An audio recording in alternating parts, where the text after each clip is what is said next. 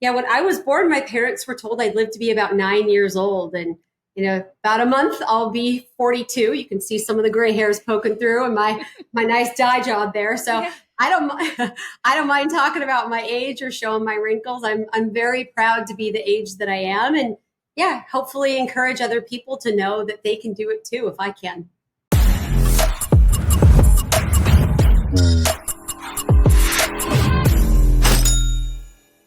Hey guys, welcome back to the Purpose of Money podcast. Today, I'm super excited to be joined with Amy Sylvis, who is a multifamily unit investor and a wonderful person who's going to share with us her real estate journey. Before we get started, I want to tell you a little bit more about Amy because I am super excited to have her on the show and I really can't wait to get her tips. Amy Sylvis is the founder and principal of Sylvis Capital, a real estate firm that invests in large commercial real estate properties in emerging markets throughout the United States. Accredited and non-accredited investors appreciate investing alongside with her and take advantage of not only her extensive expertise, but also her detailed research and exclusive relationships. Sylvis Capital offers commercial real estate investment opportunities without the day-to-day hassles of owning real estate while generating strong returns. Her company currently has over 748 apartment units, 208,000 square feet of flex industrial space, and $96 million worth of assets under management. Wow. Amy, welcome to the show. Thank you so much for being here today. What an honor. Thank you so much for having me. This is exciting. Yes. So I don't know how much you know about me, but I am a truly passive real estate investor. I love multifamily units, hotels, syndications. Love it, love it, love it. Absolutely. And am invested in a few of my own. So this is going to be a really exciting opportunity for me to talk to someone else who knows exactly what I mean when I say I love making money through syndications because they are completely passive. Yes. But before we get into all of that, I want my guests to learn a little bit more about you and who you are. So can we take a sec to learn about what was money like for you when you were growing up? If you're, you know? Yeah, let's dive into it. I appreciate it. Thank you. What an astute question that really matters, right? I grew up in a very middle class household. My father he was a general contractor. He worked with his hands. And because I grew up with a pretty severe lung condition, my mom stayed at home. So money was tight. Money was a bit scary. But money was also a vehicle for us to be able to provide for our needs. So it was a pretty interesting relationship growing up. I love it. And do you think in any way that determined your decision or impacted your decision to want to get into real estate? Big time, big time. Because of my illness, I wasn't always sure how long I'd be able to trade my time for money. So I was looking for something where if I was, in the hospital and dealing with, I have cystic fibrosis, I wanted to make sure I could always take care of my bills and not have to be dependent on anyone else. So, I think that scarcity that I experienced a little bit growing up and the humble beginnings played a massive role. Oh man, I totally get that though. And I appreciate how you went for something that you knew could give you the returns you were looking for. But I'm curious to know, did you start out with investing in multi-units or did you do some other form of real estate investing first? So I passively invested for a number of years prior to buying and operating my own. But yes, my very first real estate purchase, even to this day, was a 58 unit apartment complex in Tennessee. My husband and I still have never owned our own home intentionally because we felt our returns could be much better by investing in large multifamily. I love it. I love it. So what happened with that first deal? How did you find out about it?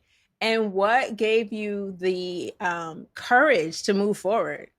Yes. It was a long time coming. So broker relationships were really key for that deal.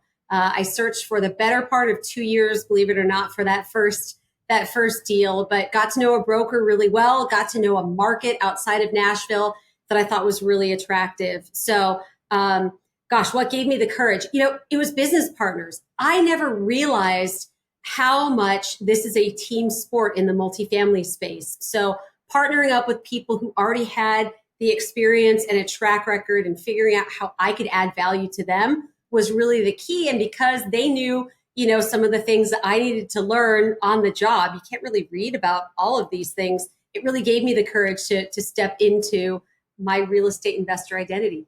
I love that. That is super exciting. And I would say the same thing. My journey is a little different. I started out with renting, right? My own condo that we moved out of. Yeah. And my husband and I decided we're never going back there, but this is a great neighborhood and great rental opportunity. And then we moved overseas, believe it or not. So we spent some time living abroad, letting someone else pay the mortgage and saving our coins, right? Because where we went, the company that my husband worked for and the company I worked for both covered housing and utilities. So we had our hugest expense eliminated, right? But when we came back, we decided, let's double down, let's get into more real estate. So we invested in properties in Philadelphia, West Philadelphia to be exact, and hated it.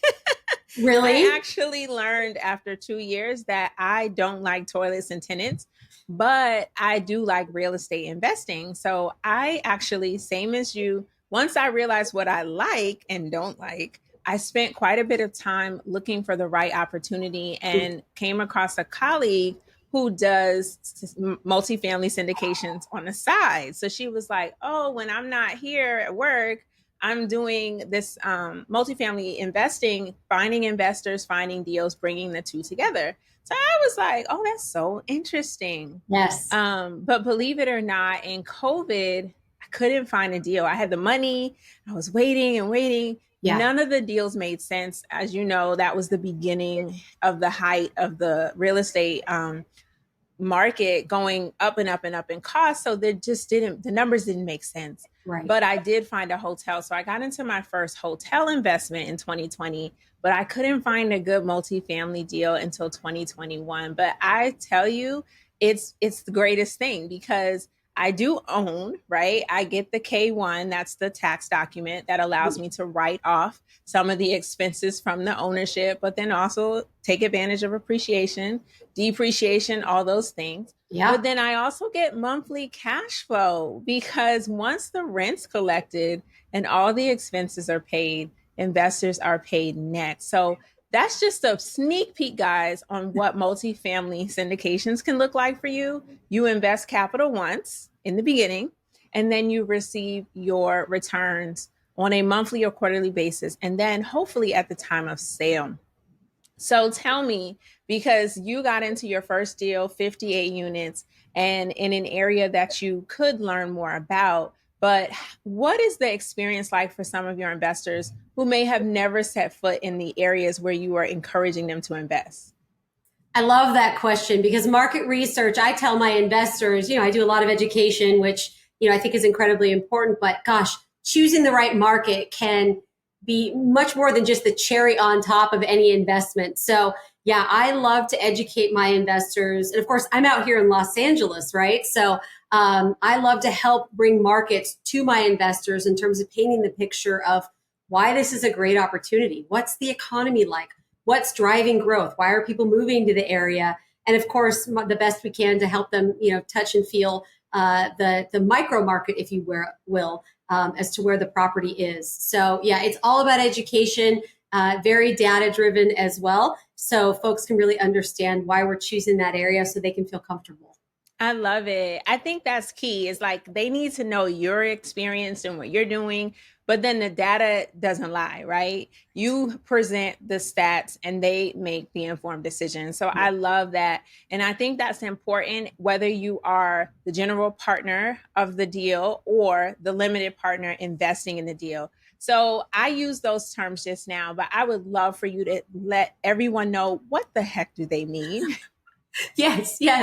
So there's something called a syndication. You mentioned that before, where basically the federal government, the Securities and Exchange Commission, allows us to pool money together and we can go ahead and buy something. A lot of people hear, Amy, you bought a $6 million 58 unit apartment complex. That it's pretty small there in the grand scheme of things. But how, I don't have $6 million just hanging around to make that purchase. What does that look like? How does that work? Well, if we're all pooling our money together in $50,000, $100,000 increments, then we can make that happen. So there are two types of people that are generally involved in these syndications. One of them are like me, where I find the deal and then I'm operating the deal and I'm bringing investors into the deal. So I'm the general partner. So I'm making the day-to-day decisions. I'm asset managing with the property management company.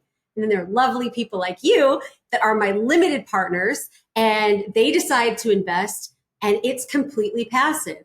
You receive checks, in our case, quarterly, without having to deal with the tenants, termites, and toilets, as I love to say. So you're just getting that mailbox money, which is incredible. So I hope I define those terms okay. Let me know if No, yeah, those were excellent. Yeah, excellently defined, very clear. And really, I also like to add, if I could, that the best way to think about it is who makes the big decisions. So, as a general partner, you make the big decisions and the day to day. You are managing the property manager who will take care of the day to day. The property manager will get the complaints, the maintenance requests, and even check in and check out new tenants, right? And you're the general partner who makes sure they do their job. But then you also report to the limited partners about the progress of the property.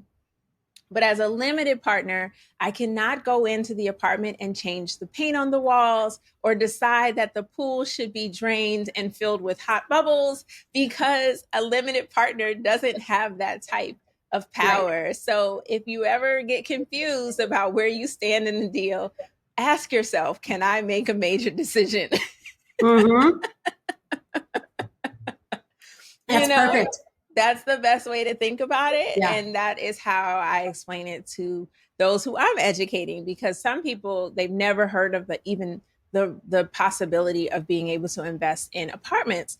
Because I have to be honest, when I was a kid and my cousins lived in an apartment subdivision, I assumed a corporation owned it. There wasn't really a possibility for me, you, or anyone else to put money into the deals. It really wasn't until like 2020 when I'm asking, how can I stay in real estate without having to deal with tenants? And I got so many ideas. And this came to mind. I said, I had no idea. I just assumed that, a corporation owned them. A corporation owned hotels. This is what I thought. And everyone's like, no.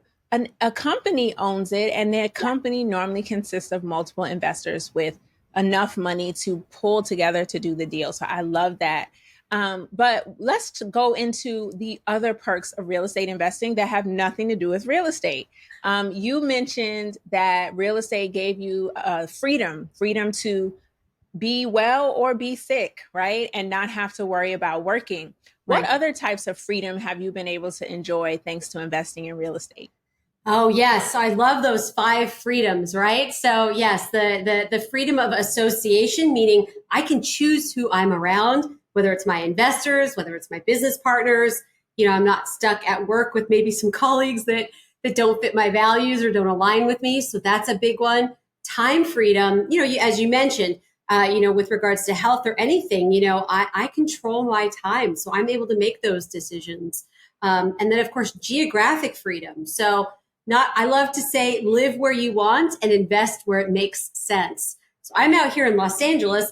I'm not crazy enough to invest here, but, I can invest where it makes the most sense financially. But then my husband and I we can run this business anywhere in the world. So there's a lot of benefits there. So yeah, countless freedoms that we really enjoy. I love it. I love it. The freedom to do what you please while you are living in California, which is probably one of the most expensive real estate markets. Just heard the news that Beyonce and Jay-Z bought a $200 million house. So anything is possible in California. But Sylvis Capital gets apartment investments in Alabama, Indiana, Georgia, Tennessee, and Texas, which are some of the more affordable places to live, right? So I totally get what you're doing here. You are allowing your business to fund your lifestyle. But then also, if you don't want to be in California next week, you can leave, right? Yes. So I completely love that.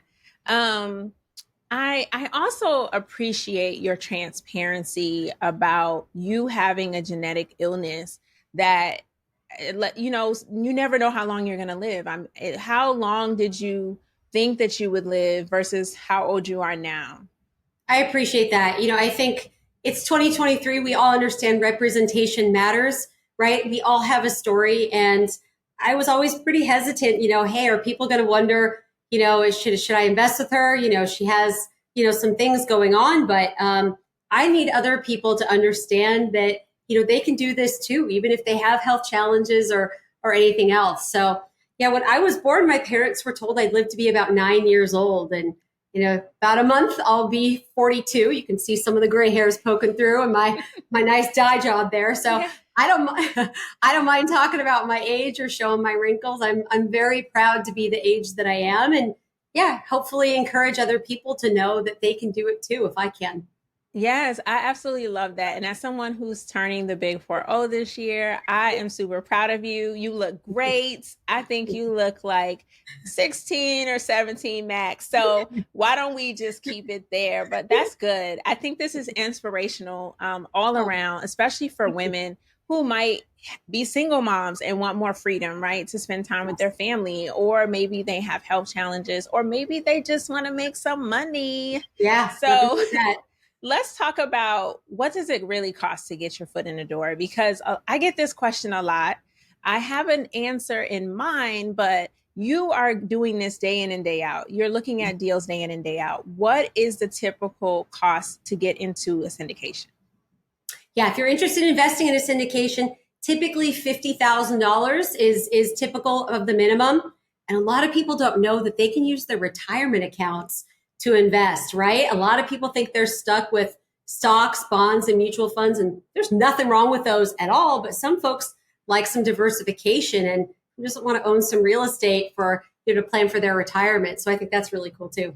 Yes, I love that. And that's the true answer, guys. Before COVID, the 50K, 100K, or more was the average standard to get into a deal. I would say the only time I saw a dip in the cost was in COVID, when they were really trying to raise money. And I saw a few opportunities at 25K, but that is not often.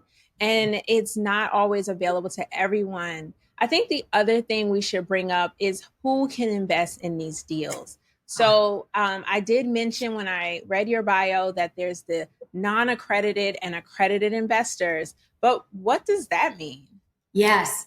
So I personally think this is a good thing that, again, bringing up the Securities and Exchange Commission, their role as a government regulatory agency is to make sure that people are protected, that our investors are protected. So they say that there are two categories of people, and we have syndication opportunities that are dependent upon each of these categories. So one is a non accredited or sophisticated investor. And the other one is accredited. So an accredited investor is someone that has a net worth outside of their home where they live of $1 million, or someone that makes $200,000 a year the past 2 years and expects to make that again this year as a single person, or 300,000 with a spouse. So those types of opportunities we can advertise. We don't have to have a pre-existing relationship.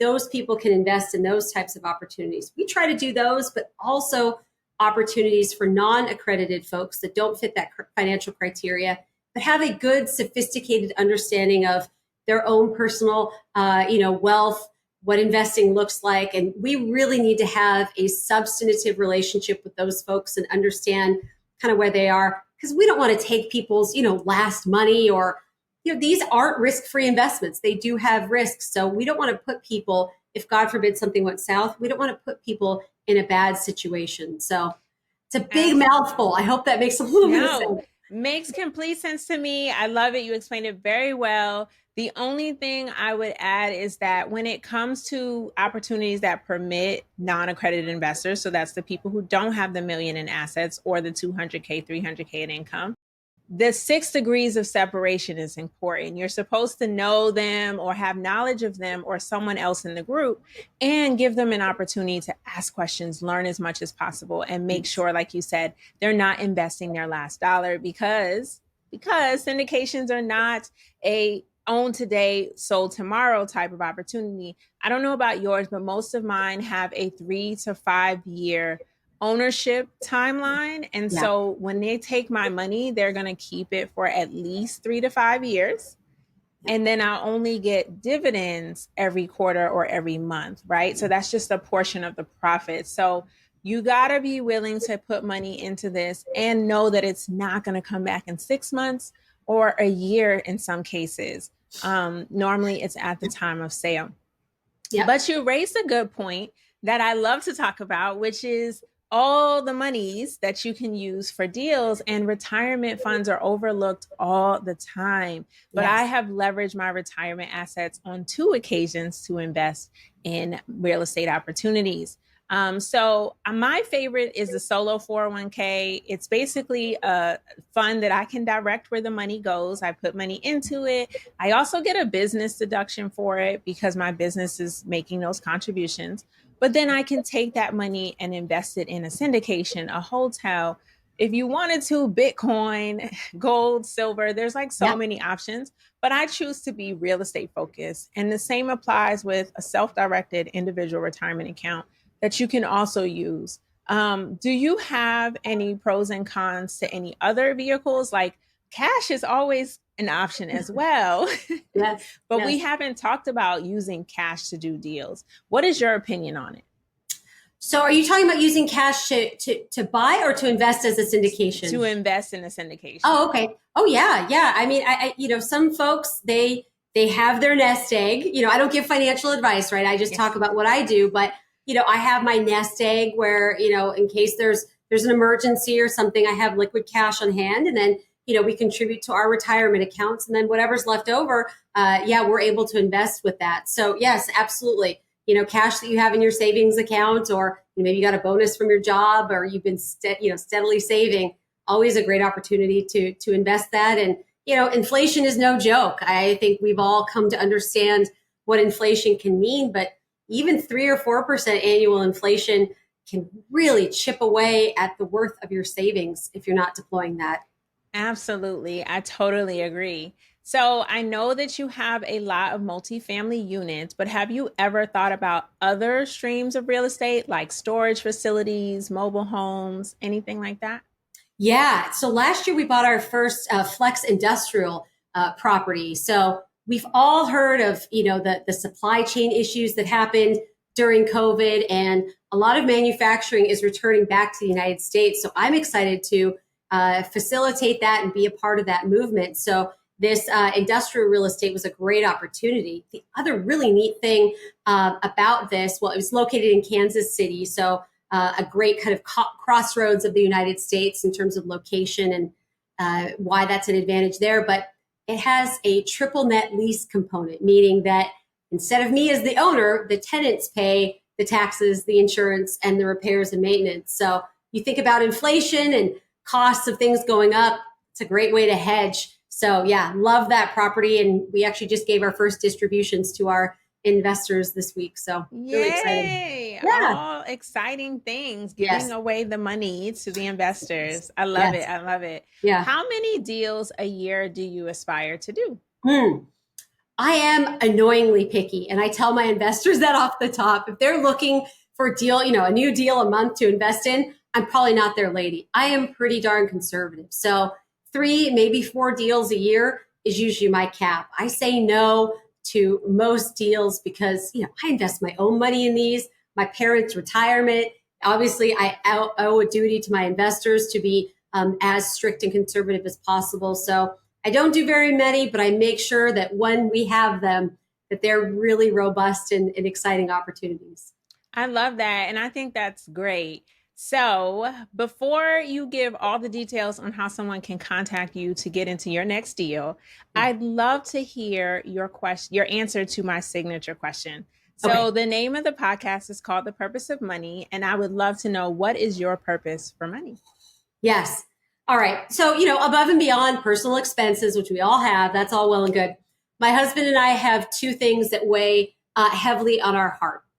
The first thing is, my husband grew up in inner city Los Angeles and was the benefactor of after school programs that kept him on the straight and narrow while his parents worked their tails off to provide for their family. So although we don't have children ourselves, we are dedicated to an organization called the Heart of LA, and we want to put them out of the fundraising business. We want to be able to donate so much money that they can, have an endowment, they can be able to be self-sustaining, and we can really contribute to the next generation of Los Angeles children here in LA.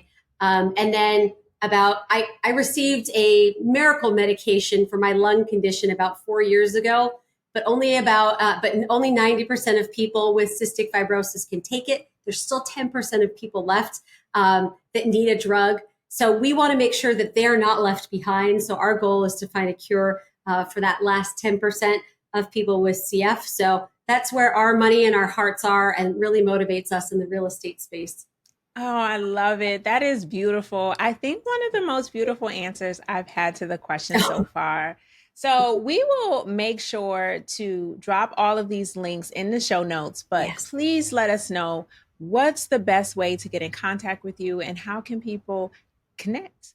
Yes. So I'm big on LinkedIn. I love to provide educational content and help people understand this space. So my last name is spelled a little funky, but I'm sure you can put it in the show notes. You can just look me up at Amy Sylvis on LinkedIn. And then Sylvis Capital is my website. So you can get in touch with me there, see what we're up to. And I'd love to get to know everyone. Thank you so much, Amy, for being on the show today. I really appreciate it. And guys, do not forget to like and subscribe to the show and share this episode with anyone you know who would love to hear it. Until next time, keep building generational wealth.